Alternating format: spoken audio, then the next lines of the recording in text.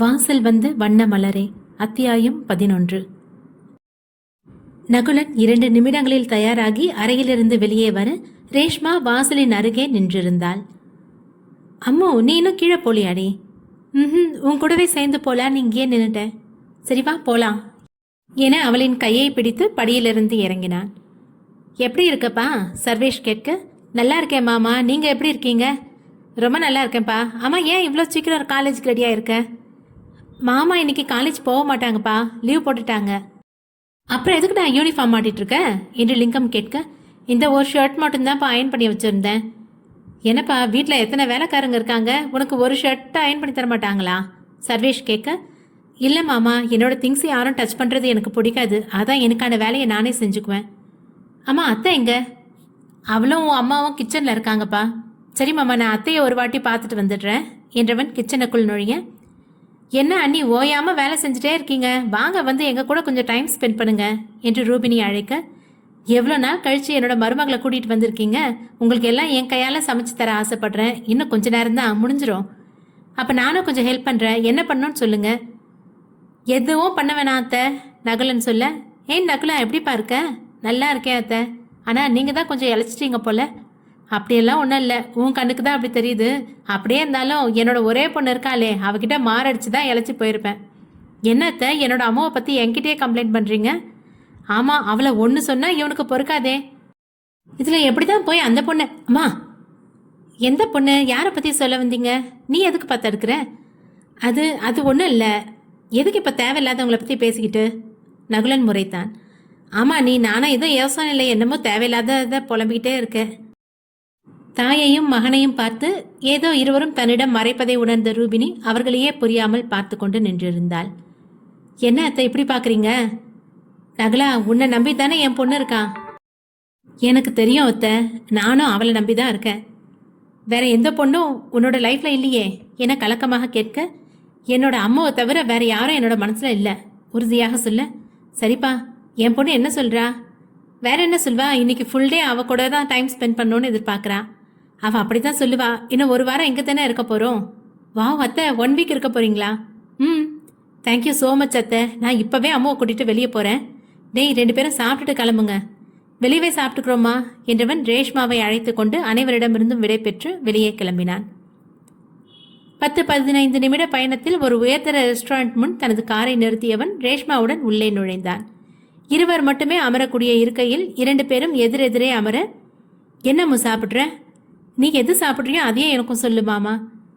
அப்போ உனக்கு பிடிச்சதே சாப்பிடலாம். ஐஸ்கிரீமா என கண்கள் மின்ன கேட்க, வாட், நீ தானே சொன்ன எனக்கு பிடிச்சதை சாப்பிடலான்னு. அதுக்காக வெறும் வயிற்றுல ஐஸ்கிரீம் சாப்பிடுவியா? எனக்கு அதுதானே பிடிக்கும். இப்போ நம்ம டிஃபன் ஐட்டம் தான் சாப்பிட போகிறோம். உனக்கு பிடிச்ச நெய் தோசை என்ன ஓகேவா? என சோகமாக கூற, ஏ செல்லக்குட்டி, உனக்கு ஈவினிங் ஐஸ்கிரீம் வாங்கி கொடுக்குறேன். நீ இப்படி தான் சொல்வ, ஆனால் வாங்கி தரமாட்டேன். ஆனால் இன்னைக்கு கண்டிப்பாக வாங்கி கொடுக்குறேன், ப்ராமிஸ் என அவள் கையை நீட்ட அவளின் கையை பற்றியவன் தனது முகத்தின் அருகே கொண்டு வந்து விரல்களில் முத்தமிட்டான். என்ன மாமா, யாராவது பார்த்தா என்ன நினைப்பாங்க என சட்டென்று கையை தன் புறம் இழுத்து கொண்டாள். அம்மு, நீ என் பொண்டாட்டிடி, காலையில் கூட உங்ககிட்ட அத்துமீறி நடந்துக்கிட்டது இந்த நினப்பில் தான் என்றவன் மறுபடியும் அவளின் கையை பிடித்து முத்தம் வைக்க, இவர்களின் நிலையை எதேச்சையாக பார்த்த நேத்ராவின் தோழி மோனிகா உடனே அவளுக்கு தகவல் கொடுத்தாள். நதியாவுடன் லேபர் ஹவுஸில் வருணும் மதனும் பேசிக் கொண்டிருக்க காவிரி அழைத்ததாக கூறி கற்பகம் வந்து அழைக்க மூவரும் வீட்டை நோக்கி வந்தனர். அந்நேரம் நேத்ரா தானே காரை எடுத்து வேகமாக செல்வதை பார்த்து 2 ஆண்களும் விரைந்து வீட்டின் முன்னே வர டிரைவரும் கார் சத்தம் கேட்டு அங்கே வந்தார். எதுக்கு நேத்ரா இவ்வளோ ஃபாஸ்ட்டாக வெளியே போறா, அதுவும் தனியா? நீங்கள் எங்கே போயிருந்தீங்க? சாப்பிட போயிருந்தேன் தம்பி, பாப்பா ரொம்ப லேட்டாக தான் வரும், இன்னைக்கு நேரமாக போகணும்னு என்கிட்ட சொல்லவும் இல்லை, அதான் நானும் கொஞ்சம் அசால்ட்டாக இருந்துட்டேன். அதனே இவ எதுக்கு இவ்வளோ இயர்லியராக வெளியே கிளம்புறா? டிரைவர், நீங்கள் வேற ஒரு காரை எடுத்துக்கிட்டு அந்த காரை ஃபாலோ பண்ணிப்போங்க, ஏதாவது ப்ராப்ளம்னா உடனே எனக்கு கால் பண்ணுங்க. சரி தம்பி, அம்மா கிட்ட கேட்டு கார் கீ வாங்கிட்டு வந்துடுறேன். சாப்பிட்டு முடிச்சிட்டிங்களா? ஆமாம் தம்பி, இப்போவே கிளம்புறேன் என்றவர் காவேரியிடமிருந்து மற்றொரு காரின் கீயை வாங்கியவர் நேத்ராவின் வாகனத்தை ஃபாலோ செய்ய மற்ற மூவரும் வீட்டின் உள்ளே நுழைந்தனர். அந்நேரம் டிடெக்டிவ் சுக்ரனிடமிருந்து வருணுக்கு கால் வர இருவரையும் போக சொல்லியவன் ஃபோன் அட்டன் செய்தவாறே கார்டனுக்கு வந்தான். என்னப்பா இவ்வளோ நேரமாக அங்கேயே இருந்துட்டீங்க? காவேரி கேட்க, பேசிட்டே இருந்ததில் டைம் போனதே தெரியலம்மா. சரி சரி வாங்க வந்து சாப்பிடுங்க, உங்களுக்கும் வேலைக்கு போகணும், டைம் ஆகுதுல்ல. வருண் வரட்டும்மா. அவன் எங்கே போனா? ஏதோ ஃபோன் வந்துச்சு, அதான் எங்களை போக சொல்லிட்டு கார்டன் பக்கம் போனான். வருண் ஒரு கல் பெஞ்சில் அமர்ந்தவன் சுற்றி முற்றி யாரும் இல்லாததை உறுதி செய்து கொண்டு சுக்ரனிடம் பேச ஆரம்பித்தான். Hello hello, good morning sir. Good morning. என்ன ஏதாவது டீட்டெயில்ஸ் கிடைச்சதா? ஆமாம் சார், நேற்றுக்கு நைட்டு உங்கள் அப்பாவும் சர்வேஷ் சாரும் மீட் பண்ணியிருக்காங்க. வாட்? ஆமாம் சார். என்ன பேசிக்கிட்டாங்கன்னு தெரியுமா? நோ சார், அவங்களே யாரும் பக்கத்தில் இல்லாததை தெளிவுபடுத்திக்கிட்டு தான் பேசவே ஆரம்பித்தாங்க. அதனால என்னால் கிட்ட நெருங்க முடியல. எங்கே மீட் பண்ணிக்கிட்டாங்க? சர்வேஷ் சார் ஒரு ரெஸ்டாரண்ட்டில் ஸ்டே பண்ணிட்டு இருந்தாரு. ஆனால் இன்னைக்கு மார்னிங் வெக்கேட் பண்ணிட்டாரு. கிருஷ்ணன் சார் தான் இங்கே வந்து அவரை மீட் பண்ணிட்டு போயிருக்காங்க. என்ன, அப்பாவே போயிருக்காங்களா? ஆமாம் சார். ஆனால் 2 பேரும் பேசுகிறத தூரத்துலேருந்து பார்த்தா சண்டை போட்டுட்டு இருந்த மாதிரி தான் தோணுச்சு. சர்வேஷ் சார் தான் உங்கள் அப்பாவை மேலே சொல்லு. அவர் தான் சார் உங்கள் அப்பாவை திட்டிக்கிட்டு இருந்தாரு. என்னவா இருக்கும்? அதுதான் சார் எனக்கும் தெரியல. ஹோட்டலில் உள்ள சிசிடிவி ஃபுட்டேஜ் கிடைச்சா ரெக்கார்டிங் பார்த்து நாம் வாய்ஸ் டப்பிங் பண்ணிக்கலாம். சரி, ஃபுட்டேஜ் வாங்கி வைங்க, தேவைப்பட்டா டப்பிங் பண்ணிக்கலாம். ஓகே சார் என்றவன் ஃபோனை வைக்க வருணும் வீட்டிற்குள் சென்று குடும்பத்தாருடன் டைனிங் டேபிளில் அமர்ந்தான். இன்னைக்கு ஏதோ மீட்டிங் சொன்னியேப்பா, எப்போ? கிருஷ்ணன் கேட்டார். மார்னிங் 10 o'clockப்பா. ரொம்ப பெரிய மீட்டிங் போல. இன்விடேஷன் நியூஸ் பேப்பரில் கூட ஸ்ப்ரெட் ஆகிருக்கு. ஆமாம்ப்பா, இந்தியாவில் உள்ள மொத்த பிஸ்னஸ் மென்னும் வராங்க. ஓஹோ, என்னப்பா திடீர்னு அமைதி ஆயிட்டீங்க? இல்லைப்பா, என்னோட தோழன் ஒருத்தனை பார்த்தேன். அவனும் அந்த மீட்டிங்காக தான் தமிழ்நாடு வந்திருக்கான். யாருப்பா அது? எந்த ஸ்டேட்டில் இருக்கிறவர்? கர்நாடகா. வாட்? பா, நீங்கள் சர்வேஷ் பற்றியா சொல்கிறீங்க? ஆமாப்பா, அவனை உனக்கு தெரியுமா? அதுப்பா, பிஸ்னஸ் பண்ணுறவங்களுக்கு இன்னொரு பிஸ்னஸ் மேன் பற்றி தெரியாதா என்ன? காவேரி சொல்ல. அட ஆமாம், இல்லை, உங்களுக்கு எப்படி அவர் பழக்கம்? நாங்கள் சின்ன வயசுலேருந்தே ஃப்ரெண்ட்ஸு. சில காரணங்களால் பிரிய வேண்டியதாக போச்சு என்று பெருமூச்சு விட்டவர் வேதனையில் மூழ்க. பா, அப்படி உங்களுக்குள்ளே என்னதான் நடந்துச்சு? அதுதான்ப்பா இன்னும் வரை என்னால் கண்டுபிடிக்க முடியல. என்ன சொல்கிறீங்கப்பா? மதனம் கேட்க. அப்படி உங்களுக்குள்ளே என்ன பிரச்சனை வந்துச்சு சொல்லுங்களேன். எல்லாரும் சாப்பிட்டதுக்கப்புறம் பேசுறீங்களா என காவேரி கூற அனைவரும் சாப்பாட்டில் கவனம் செலுத்தினர். வருணும் மதனும் கிருஷ்ணனையே நோட்டமிட்டபடி சாப்பிட்டு கொண்டிருந்தனர். வருண், கிருஷ்ணன் அழைத்தார். சொல்லுங்கப்பா. நீ சர்வேஷை பார்த்தா எப்படியாவது கம்பல் பண்ணி நம்ம வீட்டுக்கு அழைச்சிட்டு வரியா? அவரை நம்ம வீட்டுக்கா? மதன் கேட்க. அவனுக்கு வருணை பற்றி மொத்த டீட்டெயில்ஸும் தெரியும். என்னப்பா சொல்கிறீங்க? ஆமாப்பா, அவன் நம்ம மொத்த ஃபேமிலியையும் எப்பவும் வாட்ச் பண்ணிட்டு தான் இருக்கான். அவர் எதுக்கு மாமா நம்ம ஃபேமிலியை வாட்ச் பண்ணணும்? நதியா கேட்க. எல்லாம் என் மேலே விழுந்த தவறான அபிப்பிராயத்தில் தான். தவறான அபிப்பிராயமா? நான் எவ்வளோ சொல்லியும் அவன் என் பக்கத்தில் இருக்க நியாயத்தை காது கொடுத்து கேட்கவே மாட்டேங்கிறான். ஒரு 10 நிமிஷம் 2 பேரும் மனசை விட்டு பேசினாலே எங்களுக்குள்ளே இருக்க மனஸ்தாபம் போயிடும். மாமா, நதியா கூப்பிடு. நீ பேசாமல் இருந்து சாப்பிடு. பா, நான் கண்டிப்பாக அழைச்சிட்டு வரேன். ரொம்ப சந்தோஷம்ப்பா என்றவாறு எழுந்து கை கழுவியவர் எல்லா பிரச்சனையும் கூடிய சீக்கிரம் தீர்ந்துவிடும் என்ற நம்பிக்கையில் தனது வாகனத்தில் கல்லூரியை நோக்கி சென்றார். அனைவரும் சாப்பிட்டு முடிக்க நதியா கல்லூரிக்கு தயாராக தனது அறைக்கு சென்றாள். காவேரி கற்பகத்துடன் ராமனுக்கு சாப்பாடு எடுத்துக்கொண்டு லேபர் ஹவுஸுக்கு சென்றார். வருண் பல சிந்தனைகளில் அகப்பட்டு யோசனை முடிச்சக்களுடன் கூடத்தில் அமர மதனும் அவன் அருகே அமர்ந்தான். என்ன மச்சி, ஏதோ பலமான யோசனையில் இருக்க? நடக்கிறது எதுவுமே சரியில்லாத மாதிரி இருக்குடா. எனக்கும் அப்படிதான் மச்சி தோணுது. அந்த சர்வேஷ் தான் எல்லாத்துக்கும் காரணம்னு நினச்சா கதை வேற மாதிரிலாம் போகுது. நானும் ஃபர்ஸ்ட் அவரை தான்டா தப்பாக நினச்சேன். அதான் ரோஷன் சர்மாவோட அப்பா கரண் சர்மாவை மீட் பண்ணி ஹெல்ப் கேட்கலான்னு நினச்சேன். ஆனால் அதுக்கெல்லாம் இப்போ அவசியமே இல்லைன்னு தோணுது.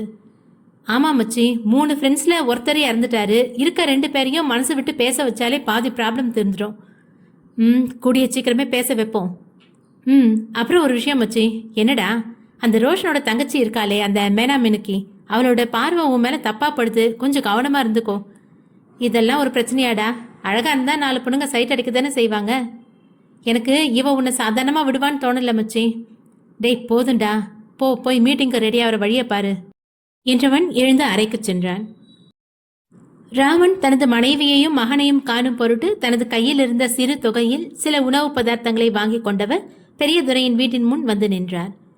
வீட்டில் பெரிய இரும்பு கேட்டின் வாயிலின் முன் 2 தடியர்கள் நின்று கொண்டிருக்க சிறிது தயக்கத்துடன் அவர்களின் எதிரில் வந்தார். என்ன ஐயா, யாரு நீங்க?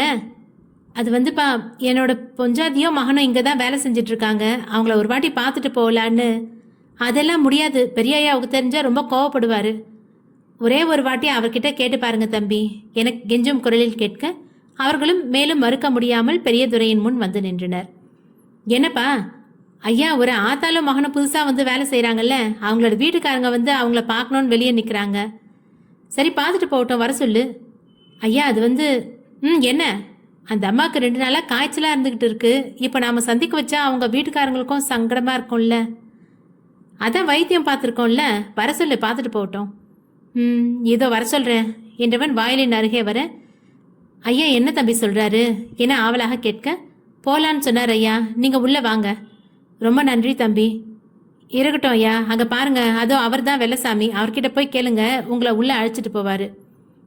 சரிப்பா என்றவர் வெள்ளைச்சாமியின் அருகே வர, அவனும் ஒரு 10 வயது சிறுவனுடன் தோட்ட வேலை செய்து கொண்டிருந்தான். தம்பி வெள்ளச்சாமி, என்னையா கூப்பிட்டீங்க? ஆமாம், நீங்கள் யார்? நான் கனகத்தோட புருஷன்ப்பா, அவளையும் என் பையனையும் பார்க்கலான்னு வந்திருக்கேன். ஓ, அந்த புது பாட்டியா? அவங்களுக்கு 2 நாளாக காய்ச்சல்னு ரூமை விட்டு வெளியே வரல. என்ன ஐயா, நீங்கள் பதற அளவுக்குலாம் ஒன்றும் இல்லை. வீட்டிலலாம் அவங்க வேலை செய்யவே மாட்டாங்க போல.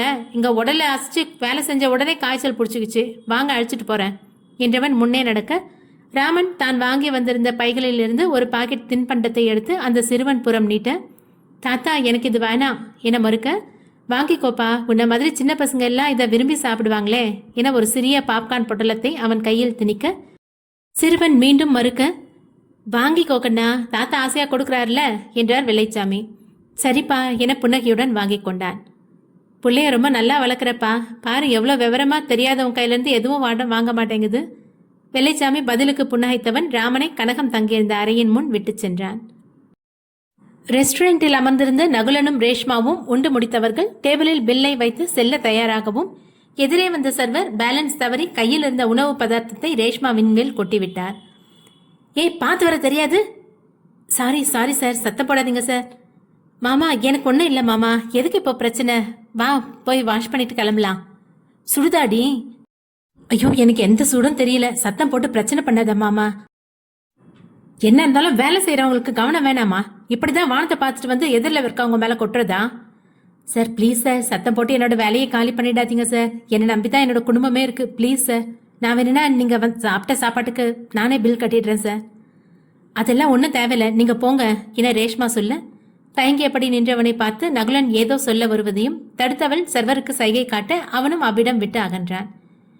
நீ இந்த டேபிளில் இரு, ஃபர்ஸ்ட் ஃபுட்டெல்லாம் ரிமூவ் பண்ணிட்டு போய் வாஷ் பண்ணலாம் என்றவன் டேபிளில் இருந்த டிஷ்யூ பேப்பரை எடுத்து அவளின் ஆடையில் சிந்தியிருந்த உணவு பதார்த்தத்தை அகற்றி கொண்டிருக்க, அவன் எதிரே பத்திரகாளியாய் வந்து நின்றாள் நேத்ரா.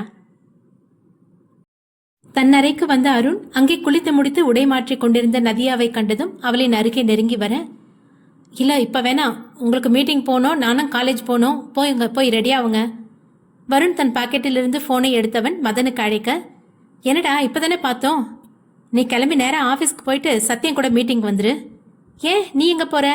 எனக்கு கொஞ்சம் முக்கியமான வேலை இருக்கு, அதை முடிச்சுட்டு தான் வருவேன் என நதியாவை ரசனையாக பார்த்தவாறே கூற அவளோ மிரட்சியுடன் நின்றிருந்தாள்.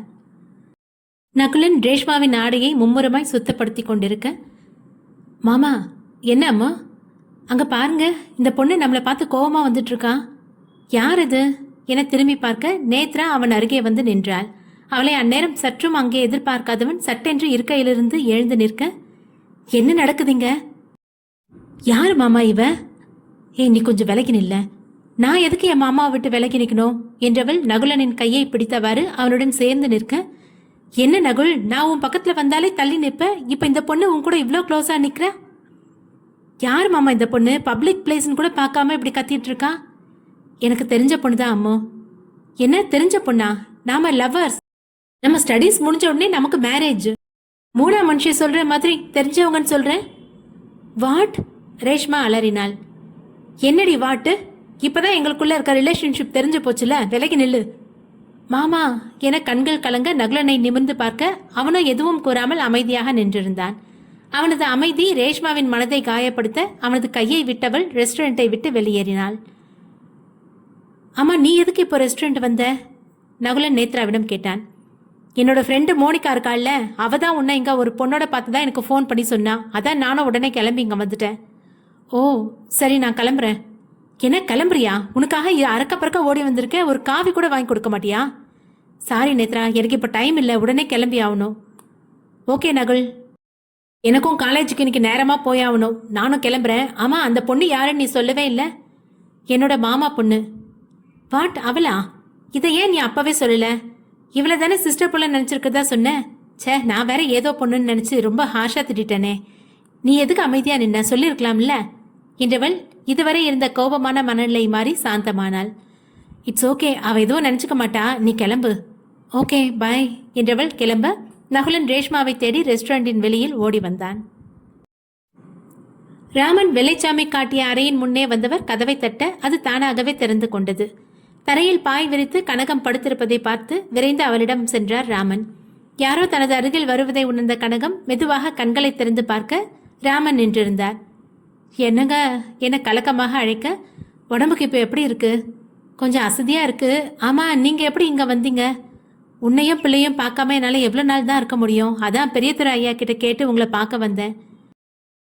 தனது கணவரின் உண்மையான அன்பை பார்த்து மெய் சிலிர்த்தவள் தான் இதற்கு கொஞ்சமும் தகுதியற்றவள் என நினைக்கையில் தன் கணவனை எதிர்கொள்ள மனம் வலித்தது. என்னம்மா அமைதியாயிட்ட? பேச முடியலையா? உடம்பு ரொம்ப வலிக்குதா என அக்கறையாக கேட்க, இல்லைங்க என்றவள் அவரின் கையை தனது கண்களில் வைத்து அழ ஆரம்பித்தார். ஏன், எதுக்கு இப்போ அழற? உங்களுக்கு எதுவும் ஆகாது, நான் தான் இருக்கேன்ல. ஆமா, நம்ம பையன் எங்க? அவன் தொழுவத்தில் வேலை பார்க்குறாங்க. சரி சரி, அவன் வேலை பார்த்துட்டு வரட்டும். மதியத்துக்கு இங்கே தானே வருவான். இடையில போய் அவனை தொந்தரவு செஞ்சா பெரியதுரை கோச்சுக்க போறாரு. நான் பொறுத்திருந்து அவனையும் பார்த்துட்டு கிளம்புறேன். இந்த பையில என்கிட்ட இருந்த காசுக்கு கொஞ்சம் தின்பண்டம் வாங்கிட்டு வந்திருக்கேன், சாப்பிடு. என்னை மன்னிச்சிருங்க, உங்க கூட இருந்தப்போ ஒரு மனுஷனா கூட நான் உங்களை மதிச்சதே இல்லை. ஆனா என் மேல இவ்வளோ பாசம் வச்சிருக்கீங்கன்னு எனக்கு இன்னைக்கு தாங்க தெரியுது. போதா குறைக்கு நம்ம பொண்ணு நதியாவையும் நான் ரொம்ப கஷ்டப்படுத்திட்டேன். அந்த பாவத்துக்கு தான் கடவுள் என்னை இங்க கொண்டு வந்து இவ்வளோ கஷ்டத்தை கொடுக்குறாரு போல. கனகத்தின் பேச்சிலேயே அவள் மனம் மாறியிருப்பதை அறிந்து கொண்டார், மனதில் மகிழ்ந்து கொண்டார். தனது மருமகன் இதை செய்யவில்லை என்றால் இவளிடம் இந்த மாற்றம் நிச்சயம் வந்திருக்காது என நினைத்தவர் மனதார வருணுக்கு பல நன்றிகளை சொல்லிக் கொண்டார். இந்தாங்க கொஞ்சம் தண்ணி குடிங்க. சரிம்மா என்றவர் வாங்கி குடித்து கொண்டார். சரண்யா எப்படிங்க இருக்கா? ரொம்ப நல்லா இருக்கா. நான் இல்லாமல் ரொம்ப கஷ்டப்படுவாளே, சாப்பாடுக்கு என்னங்க பண்ணுறீங்க? நம்ம பொண்ணு சரண்யா படிப்பில் ரொம்ப மோசமாக இருக்கிறதுனால மாப்பிள்ளை நிறைய பணம் கட்டி அவளை ஹாஸ்டலுக்கு சேர்த்து விட்டுருக்காரு. அவர் எது பண்ணாலும் நல்லதுக்காக தாங்க இருக்கும். நம்ம பொண்ணு நிறைய மார்க்கோட வெளியே வந்தால் போதும். கண்டிப்பாக நிறைய மார்க் வாங்கிட்டு தான் வருவா. நீங்கள் உங்களுக்கு சாப்பாடு அதை பற்றி கவலைப்படாதம்மா. நான் இப்போ நதியாவோட புகுந்த வீட்டில் தான் இருக்கேன். அங்கே என்னை நல்லா கவனிச்சுக்கிறாங்க. அப்போது தொலை சட்டையுடனும் வேஷ்டியுடனும் அறைக்குள் நுழைந்த சரவணன் ராமனை பார்த்து கோபத்துடன் அவர் அருகே நெருங்கி வந்தான். வருண் விரைந்து மீட்டிங் நடக்கும் ஹோட்டலுக்கு வர அவனது PA சத்யன் வரவேற்று மீட்டிங் ஹாலுக்கு அழைத்து வந்தான். டேய், ஏன்டா இவ்வளோ நேரம்? மதன் கேட்க, எல்லாரும் வந்துட்டாங்களா? தெரியல மச்சி, இனியும் வரலாம். நமக்கு எத்தனாவது சீட்டு? 14, 15. ஓகே, சர்வேஷ் சாருக்கு எத்தனாவது சீட்டுன்னு தெரியுமா? தெரியல மச்சி, மீட்டிங் ஆரம்பிச்சாதான் தெரியும். அப்புறம் உன்னை ஒரு ஆள் ரொம்ப நேரமாக தேடிட்டு இருக்காங்க. யாருடா அது? வேற யாரு? அந்த மேனாமினுக்கு அனன்யா தான். அவள் எதுக்குடா என்ன தேடணும்? அதுவும் இல்லாமல் அவள் எதுக்கு இங்கே வரணும்? அவளும் பிஸ்னஸ் தாண்டா பண்ணுறா. இன்விடேஷன் அவகிட்டேயும் இருக்குது. சரி, அவள் எதுக்கு என்ன தேடணும்? நான் தான் அப்போவே சொன்னேனேடா, அவள் பார்வை உன் மேலே தப்பாக படுதுன்னு. அதுக்கு நான் என்னடா பண்ண முடியும்? எவ்வளோ முடியுமோ அவ்வளோ தூரம் அவளை விட்டு விலகியே இரு. சார், நேரம் ஆயிடுச்சு, நீங்கள் இப்போ உங்கள் சீட்டில் போய் உட்காந்தாகணும் சத்யன் சொல்ல, நீயும் தானே எங்கள் கூட வர? இல்லை சார், நான் இங்கேயே வெயிட் பண்ணுறேன். ஏன்? எங்களுக்குள்ள அலவுடு இல்லை சார். ஏன்? ஆமாம் சார், எங்களுக்கும் பக்கத்தில் ஒரு ரூம் அரேஞ்ச் பண்ணியிருக்காங்க. பக்கத்து ரூம்லையா? ஆமாம் சார், என்ன மாதிரி நிறைய பிஸ்னஸ்மேனோட PA வந்திருக்காங்க. நானும் இப்போ அவங்க கூட பக்கத்து ரூமில் தான் இருக்க போகிறேன். ஓகே, மீட்டிங் முடிஞ்ச அப்புறம் கால் பண்ணுறேன், வந்து எங்கள் கூட ஜாயின் பண்ணிக்கோ. ஓகே சார் என்றவன் பக்கத்தில் இருந்த அறைக்குள் போக நண்பர்கள் இருவரும் தங்களுக்கு கொடுக்கப்பட்ட இருக்கையில் அமர்ந்தனர். நகுலன் நேத்ராவை சமாளித்து அனுப்பி வைத்தவன் தன் உயிரானவளை தேடி ரெஸ்டாரண்டின் வெளியே ஓடி வந்தான். அங்கே எங்கும் அவள் இல்லாதிருப்பதை பார்த்து மனதில் பயம் தொற்றிக்கொண்டது. ரெஸ்டாரண்டின் எதிரே ஒரு ஆட்டோ ஸ்டாண்ட் இருப்பதை பார்த்தவன் விரைந்து ரோட்டை கிராஸ் செய்து அங்கிருந்த ஆட்டோ டிரைவர்களிடம் ரேஷ்மாவின் போட்டோவை காட்டி விசாரிக்க அவர்கள் இப்பொழுதுதான் ஆட்டோவில் ஏறி சென்றதாக கூறினர். நேத்ரா தன்னை பற்றி தெரிந்து கொண்டால் மொத்த திட்டமும் தவிடு பொடியாகும் என்றெண்ணியே ரேஷ்மாவின் முன் அமைதியாக நின்று அவளின் மனதை சிதைத்தான். அவளின் கலங்கிய கண்களை நினைக்க நினைக்க அவன் இதயத்தில் கூரான முள் குத்திய வலியை உணர்ந்தான் நகுலன். ஆட்டோவில் சென்றதால் நேராக வீட்டுக்குத்தான் சென்றிருப்பாள் என்ற நம்பிக்கையில் மறுபடியும் ரோட்டை கடந்து வந்தவன் தனது வாகனத்தை எடுத்து வீட்டிற்கு விரைந்தான். வீட்டிற்குள் நுழைந்த ரேஷ்மா தனது தாயிடம் ஆட்டோவிற்கு காசு கொடுக்கும்படி கூறி அறைக்குள் சென்றவள் கதவை தாழிட்டு படுக்கையில் விழுந்து கதறி அழுதாள். வீட்டிலிருந்து ஆட்டோ வெளியேறிய உடனே நகுலனின் கார் வீட்டிற்குள் நுழைந்தது. நகுலன் அவசரமாக காரிலிருந்து இறங்கியவன் ரேஷ்மாவை உடனே காணும் எண்ணத்தில் வீட்டிற்குள் ஓட ரூபினி அவனை தடுத்து நிறுத்தினார். வருண் மீட்டிங் ஹாலில் இருக்க சர்வேஷ் இவனது இருக்கைக்கு 2 இருக்கைகள் தள்ளி அமர்ந்திருந்தார்.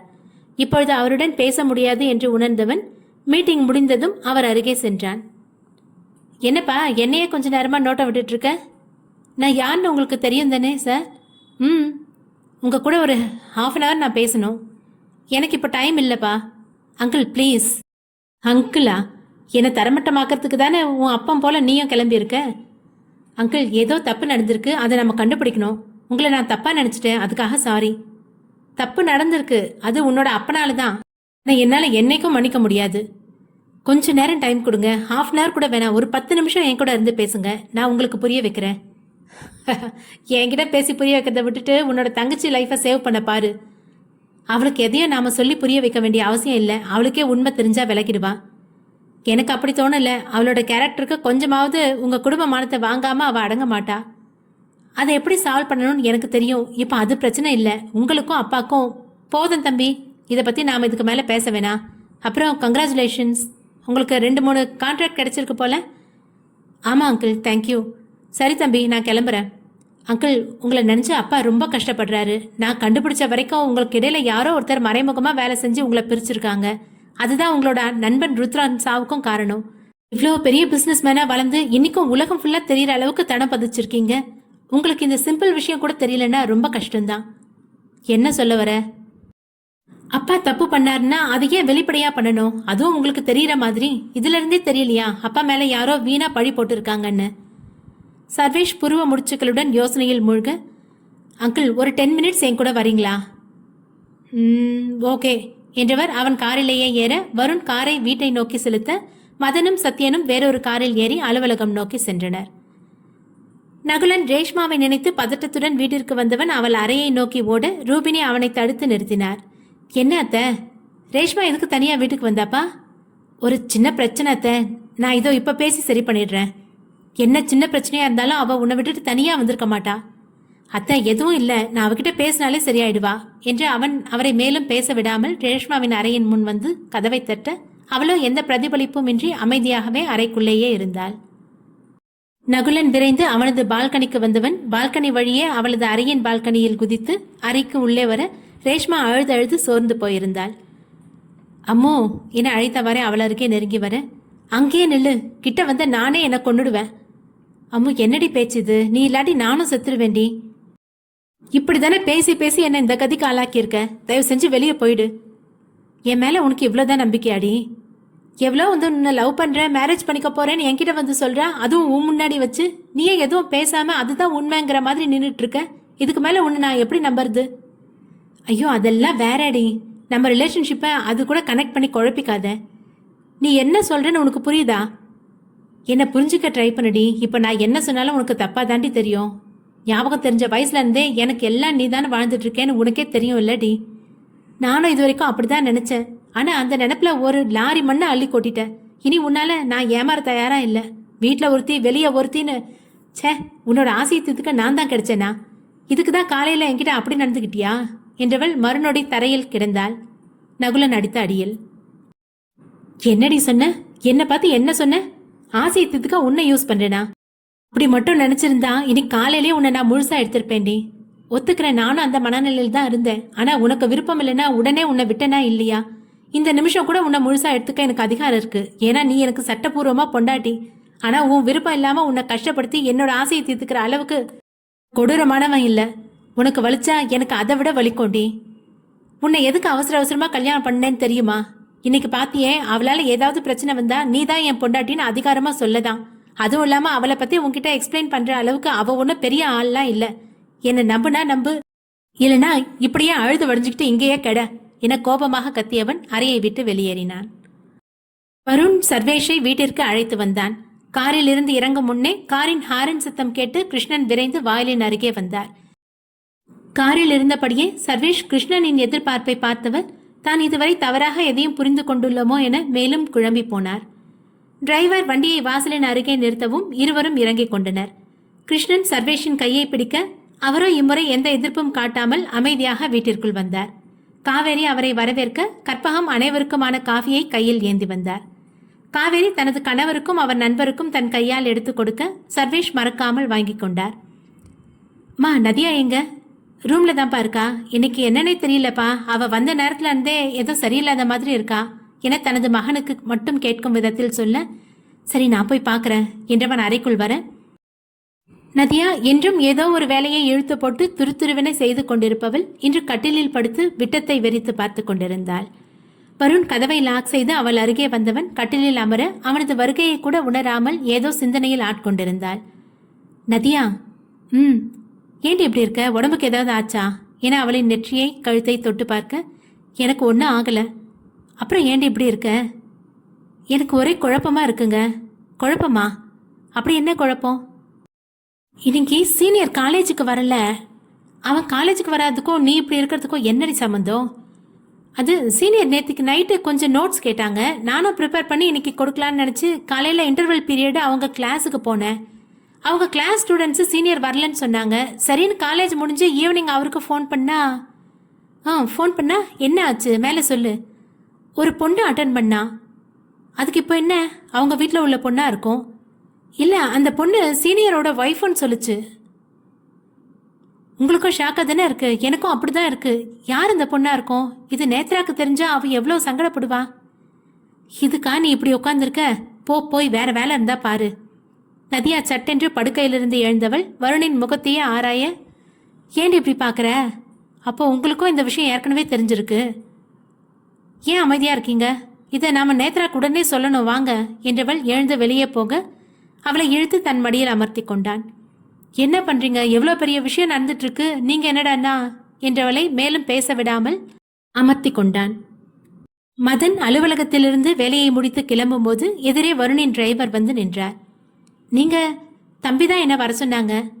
சரி போலாம் என்றவன் காரில் ஏற டிரைவர் வீட்டை நோக்கி வண்டியை செலுத்தினார். தனியே இருப்பதால் வெளியில் வேடிக்கை பார்த்தபடியே வந்து கொண்டிருந்தவனின் கண்களில் பவித்ரா யாருடனோ காரசாரமாக சண்டையிட்டபடி நின்றிருப்பது தெரிய டிரைவரிடம் கூற அவள் அருகே வண்டியை நிறுத்தினான். பவித்ரா மதனின் குரலை கேட்டு அவன் புறம் திரும்பியவள் விரைந்து சென்று அவனது கையை பிடித்து அவன் அருகே நெருங்கி நின்றாள். என்னாச்சு? எதுக்கு இப்படி ரோட்ல நின்று சண்டை போட்டுட்டு இருக்க? இவன் தான் என்கிட்ட பிரச்சனை பண்றான். யார் இவன் என அவனை முறைத்தவாறே கேட்க, தெரியாது. வாட்? யார்டா நீ? எதுக்குடா இவகிட்ட பிரச்சனை பண்ற? சார், என்னோட நேம் கிஷோர். நான் இவளை 2 வருஷமா லவ் பண்ணிக்கிட்டு இருக்கேன். இதெல்லாம் லவர்ஸ் ப்ராப்ளம், நீங்க இடையில வராதீங்க. என்னது லவ்வரா? இவ ஏன் பொண்டாட்டிடா? என்னது? பவி, நீ வண்டியில ஏறு. பவித்ரா மறுநொடி விரைந்து சென்று வண்டியில் ஏறி அமர, சார் அவளுக்கு மேரேஜ் ஆயிடுச்சா? ஆமா. இல்லை, நான் நம்ப மாட்டேன், நீங்க பொய் சொல்றீங்க. நீ நம்பணும்னு எனக்கு ஒன்றும் இல்லை. ஆனா இதோட அவகிட்ட பிரச்சனை பண்றதை நிறுத்துரு. அது இந்த மாதிரி நான் எப்பவும் பொறுமையா இருக்க மாட்டேன். இதுதான் அவ கூட உன்னை பார்க்கறது லாஸ்டா இருக்கணும். இதுக்கு மேல லவ் அது இதுன்னு அவ பின்னாடி சுத்துறது தெரிஞ்சிச்சு, அவ்வளவுதான் என்றவன் கோபமாக கூறி வண்டியில் ஏற கிஷோருக்கு எதுவும் புரியாமல் தன் கண் முன்னே நடப்பதை நம்ப முடியாமல் நின்றிருந்தான். ஆனாலும் ஒரு விஷயம் அவனை உறுத்தியது. மதன் வண்டியில் ஏற சொன்னவுடன் பவித்ரா எந்தவித மறுப்பும் இல்லாமல் வண்டியில் ஏறியதும் ஒருவேளை அவன் சொல்வது நிஜமாக கூட இருக்கலாம் என்று தனது மனநிலையை மாற்றி அவ்விடம் விட்டு அகன்றான். டிரைவர் வண்டியை எடுக்க பவித்ரா மதனின் முகத்தையே பார்த்து கொண்டிருந்தாள். அவனால் தனது கோபத்தை எவ்வழியில் தீர்க்க என தெரியாமல் அமைதியாக அமர்ந்திருந்தான். என்னங்க? டிரைவர், ஒரு நிமிஷம் வண்டியை ஓரம் கட்டி வெளியே வெயிட் பண்ணுங்க. சரி தம்பி என்றவர் அவன் சொன்னது மாதிரியே செய்து வெளியில் நின்றார். 2 வருஷமா ஒருத்தன் லவ் பண்றான்னு வந்து சொல்றான். இதை என்கிட்ட சொல்லணும்னு உனக்கு தோணலடி? ஐயோ, அது எனக்கே தெரியாது. அது எப்படி தெரியாம இருக்கும்? ஒருத்த உன்னை வச்சு கண்ணு வாங்காம பாக்கிறது கூட உனக்கு தெரியாது? நான் கவனிக்கலையா? அப்படி உன்னோட கவனம் எங்கடி இருக்கு? இப்போ எதுக்கு தேவையில்லாம என்கிட்ட கோவப்படுறீங்க? இன்னைக்கு தான் நான் அவனை பார்க்கவே செய்கிறேன். அவனுக்கு என்ன எப்படி தெரியும்னு கூட எனக்கு தெரியல. போற வர வழியில நாம எவ்வளோ பேரை பார்க்குறோம். இதுல ஒருத்தரோட பார்வையை நாம கவனிச்சுக்கிட்டா நடக்க முடியும் என்றவள் பதிலுக்கு கோபமாக கத்த, சரி அதை விடு. இனி இந்த மாதிரி ஏதாவது பிரச்சனை வந்தா ஃபர்ஸ்ட் எனக்கு கால் பண்ணு. இப்படி நடு ரோட்ல நின்று கண்டவன் கூட எல்லாம் சண்டை போட்டு நிற்காத என்றவன் பாபுவுக்கு ஃபோன் செய்து பவித்ராவை தானே வீட்டிற்கு அழைத்து வருவதாக கூறியவன் டிரைவரை அழைத்து வண்டியை எடுக்கச் சொன்னான். என்னங்க, நான் என்ன பேசிட்டு இருக்கேன், நீங்க என்ன பண்ணிட்டு இருக்கீங்க? நதியா கேட்க, அதெல்லாம் நான் பார்த்துக்கிறேன்டி. எனக்கு எங்கேயோ தப்பு நடக்கிற மாதிரியே இருக்கு. இதனால நேத்ராக்கு தான் சங்கடம். நாம் இப்போவே அவகிட்ட எடுத்து சொன்னால் புரிஞ்சுக்குவா. அவளோட கேரக்டர் பற்றி உனக்கு என்னடி தெரியும்? உன்ன மாதிரி தான் உலகத்தில் இருக்க பொண்ணுங்க எல்லாம் இருப்பாங்கன்னு நினச்சிட்டு இருக்கியா? அதுக்காக இதை அப்படியே விட சொல்கிறீங்களா? நான் எதுக்கு இருக்கேன்? யாருக்கும் எந்த பிரச்சனையும் வராமல் நான் பார்த்துக்கிறேன். அப்போது நிஜமாவே சீனியருக்கு மேரேஜ் ஆயிடுச்சா? ஏன் சீனியர் இப்படி பண்ணுறாரு? எதுக்கு நேத்ராவை ஏமாற்றணும்? அதுக்கான காரணம் நமக்கு இன்றைக்கே தெரிஞ்சிடும்.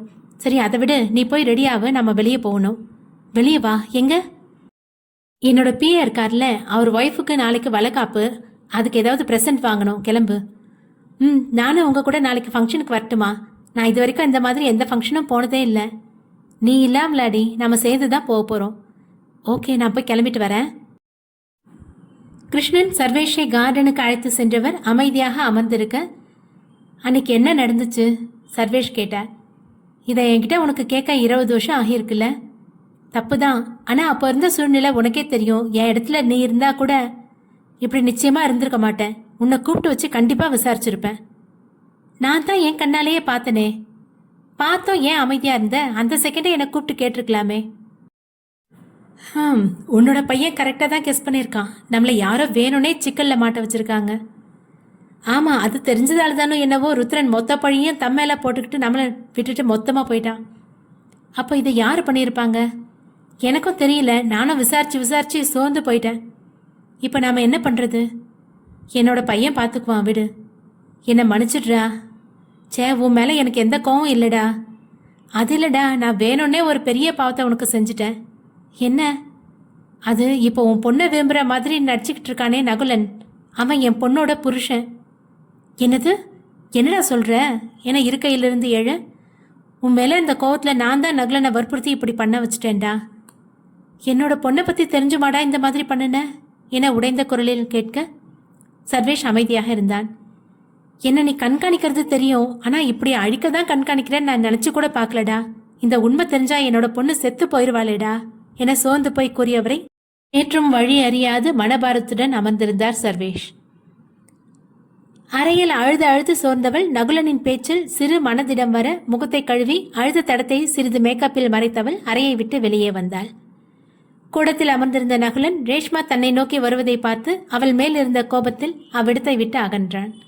ரேஷ்மா சோஃபாவில் அமர நகுலனின் போன் தன் முன்னே இருப்பதை பார்த்து அதை எடுத்து விளையாட ஆரம்பித்தாள். அந்நேரமே நதியாவிடமிருந்து அவளுக்கு ஃபோன் வந்தது. ஹலோ ஹலோ சீனியர், நான் அவரோட ஒய்ஃப் தான். நீங்கள் எதுக்கு கால் பண்ணீங்க?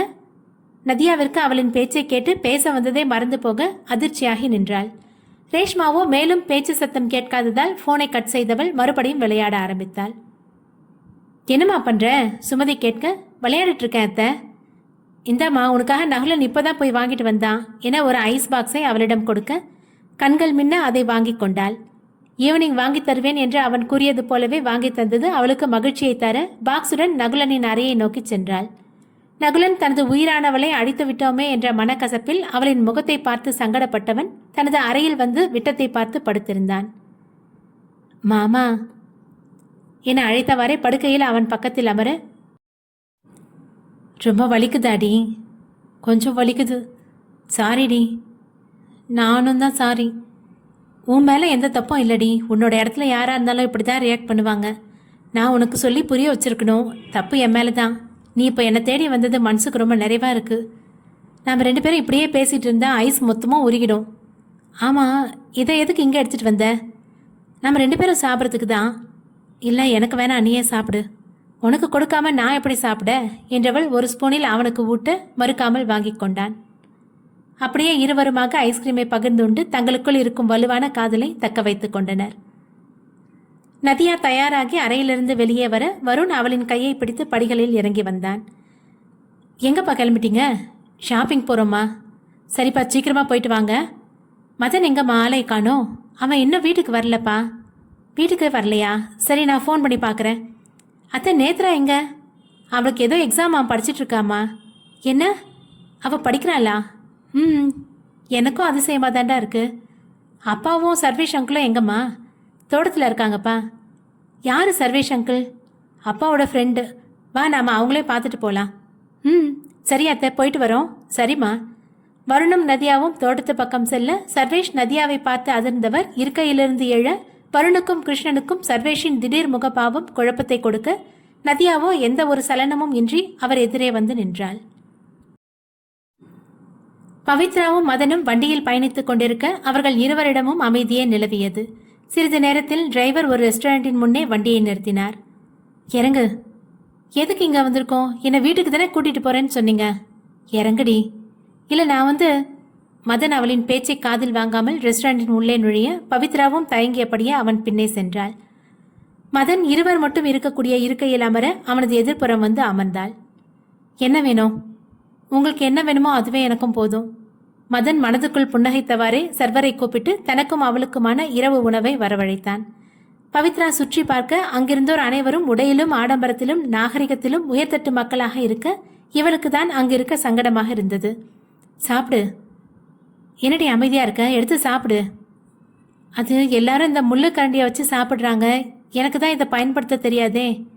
உனக்கு எப்படி சாப்பிடணுமோ அப்படி சாப்பிடு. நீ எதுக்கு மற்றவங்கள பார்த்துட்டு இருக்க என்றவன் அவளை ஓரக்கண்ணால் பார்த்தபடியே சாப்பிட ஆரம்பிக்க பவித்ராவோ மறுபடியும் தயங்கியபடியே இருந்தாள். மதன் தனது ஸ்பூனால் அவளுக்கு ஊட்ட வர திகைத்து அவனை பார்த்தவள் சுற்றி முற்றி பார்க்க யாரும் அவர்களை ஏறெடுத்து கூட பார்க்கவில்லை. என்ன பண்றீங்க? சாப்பிடுடி. ஆஹா, சுற்றி எத்தனை பேர் இருக்காங்க. நீங்கள் என்னடானா எனக்கு ஊட்ட வரீங்க? இங்கே யாரும் நம்மளை நோட்டீஸ் பண்ண போகிறதில்ல. சாப்பிடு. பவித்ரா வாயை திறக்க ஒரே ஸ்பூனில் அவளுக்கும் ஊட்டி தானும் உண்டவன் இறுதியாக அவளுக்கு ஒரு ஐஸ்கிரீமை வாங்கி கொடுத்தான். இதாவது சாப்பிட தெரியுமா, இல்லை இதே நான் தான் ஊட்டி விடணுமா என்றவனை பொய்யாக முறைத்தவாறே தனது பக்கத்தில் இழுத்து தானே சாப்பிட ஆரம்பித்தாள். ஏன் எனக்கு மட்டும் ஐஸ்கிரீம் சொல்லியிருக்கீங்க? உங்களுக்கு வேணாமா? நீ மனசு வச்சு தந்தா சாப்பிட்றேன் என குறும்பாக கூற அவளும் ஒரு ஸ்பூன் ஐஸ்கிரீமை எடுத்து அவன் உதட்டு அருகே வைத்தாள். அவளை தானாக முன்வந்து கொடுக்க இதை சற்றும் எதிர்பாராதவன் புன்னகைத்தபடியே வாங்கி கொண்டான். எனக்கு இந்த ஒரு ஸ்பூன் போதும், மிச்சத்தை நீயே சாப்பிடு. நிஜமாவே உங்களுக்கு வேணாமா? வேணாம், நீயே சாப்பிடு.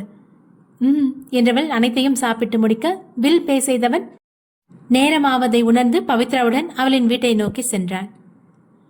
வருணும் நதியாவும் சர்வேஷின் முன் வந்து நிற்க அவரோ இவளை திகைத்து பார்க்க கிருஷ்ணனும் வருணும் அவரின் முகபாவனை வித்தியாசமாக தெரிய காரணம் தெரியாமல் அவரையே புரியாமல் பார்த்து கொண்டு நின்றிருந்தனர்.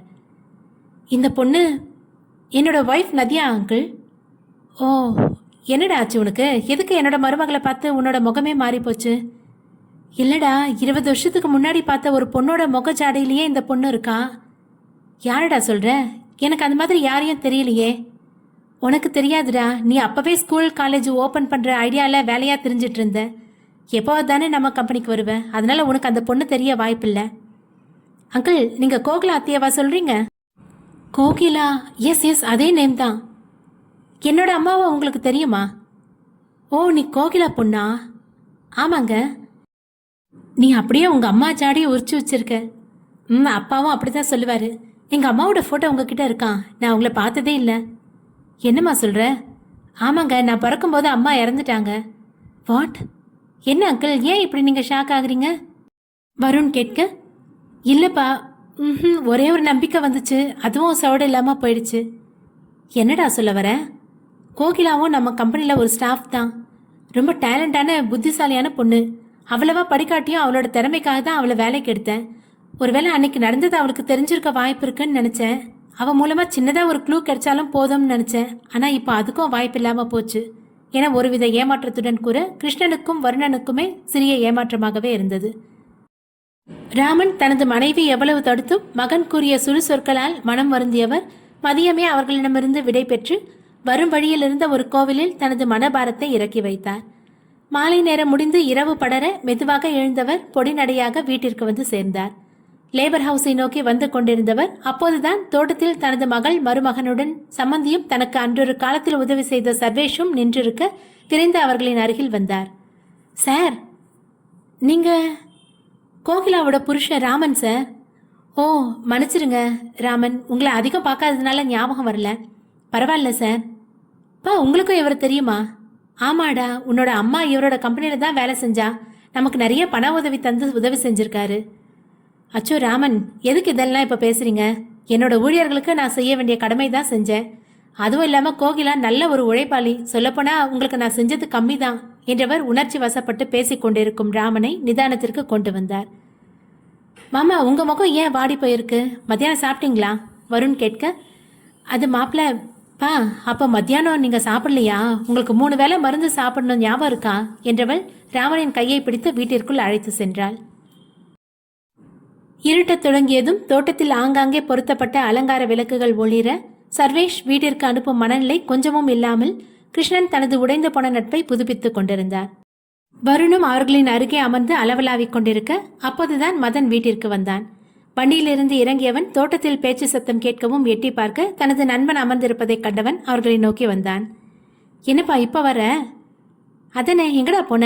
வருண் கேட்க, பவித்ரா கூட வெளியே போன அங்கிள், அதான்டா மச்சி லேட்டு. அச்சோ, நதியாவை கூட்டிகிட்டு ஷாப்பிங் போகலான்னு நினச்சேன். அப்படியே பேசி பேசி டைம் ஆயிடுச்சு. ஆமாப்பா, ரொம்ப நேரம் ஆயிடுச்சு, நானும் கிளம்புறேனே. சர்வேஷ் சொல்ல, நாளைக்கும் வீட்டுக்கு வரியாடா? கண்டிப்பாக வரேன்டா. ஞாயிற்றுக்கிழமை தான் ஊருக்கு போவேன். அது வரைக்கும் உன் கூடவே டைம் ஸ்பெண்ட் பண்ணுறேன். என்னது, ஞாயிற்றுக்கிழமை ஊருக்கு போறியா? ஆமாண்டா, அங்கே தானே என்னோட தொழிலே போயிட்டுருக்கு. சரி, அப்போ நாம் மாதத்துக்கு ஒரு தடவையாவது மீட் பண்ணணும். நீ இங்கே வரலன்னா நான் அங்கே வருவேன். ஓகேடா, ரொம்ப சந்தோஷம், நான் கிளம்புறேன் என்றவர் தனது டிரைவருக்கு அழைத்து சில நிமிடங்களில் கிருஷ்ணன் குடும்பத்தாரிடமிருந்து விடை பெற்று லிங்கத்தின் வீட்டை நோக்கி சென்றார். அடுத்த எபிசோட் விரைவில். நன்றி.